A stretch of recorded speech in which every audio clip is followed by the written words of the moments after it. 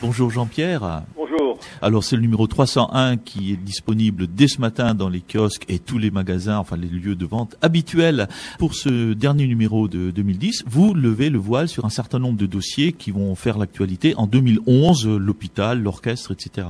Oui, on essaye déjà, enfin on sait, on a déjà un certain nombre d'informations qui ne sont pas toutes encore officialisées, mais on essaye de dire à nos lecteurs ce que sera 2011 à Metz dans des domaines très très cruciaux comme celui de la réouverture du service de chirurgie cardiaque à l'hôpital Bon Secours, celui de la transformation de la Grange des Antonistes, celui de l'orchestre philharmonique de Lorraine et du rapprochement avec l'ARCES, enfin, toute une série de dossiers. On s'est rendu compte que finalement on avait 5 ou 6 informations qui étaient pratiquement sur le feu et prêtes à bouillir, et donc on les sert pour ce numéro 301.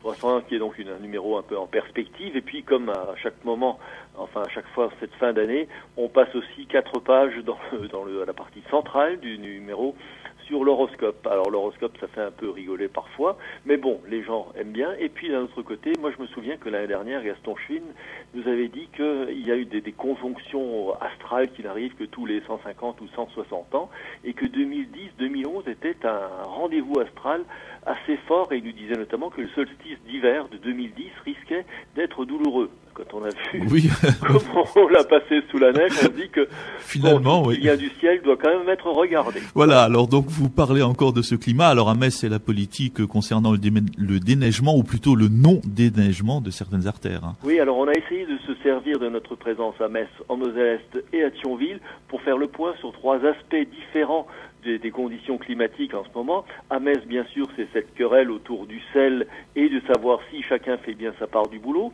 Du côté de Thionville, ce sont les crues. Plus précisément, la prévention des crues. Et on a vu dans un village, dans un écart de Thionville qui s'appelle Kerquin, comment les gens, finalement, grâce à un site, maintenant, arrivent à prendre leurs dispositions relativement tôt et à ne plus être paniqués. Et du côté de la Moselle-Est, eh bien, c'est la chasse aux pneus neige qui fait rage.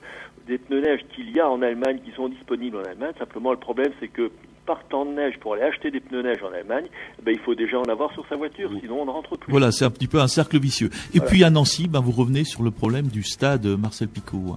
Oui, ce stade qui n'en finit pas de faire couler de l'eau. Alors la semaine dernière, ça avait l'air d'être complètement bloqué, cette histoire-là. Là, le député PS et maire de Tomblaine refait un appel du pied à André Rossineau et la communauté urbaine de Nancy. Donc c'est peut-être pas tout à fait cuit quand même.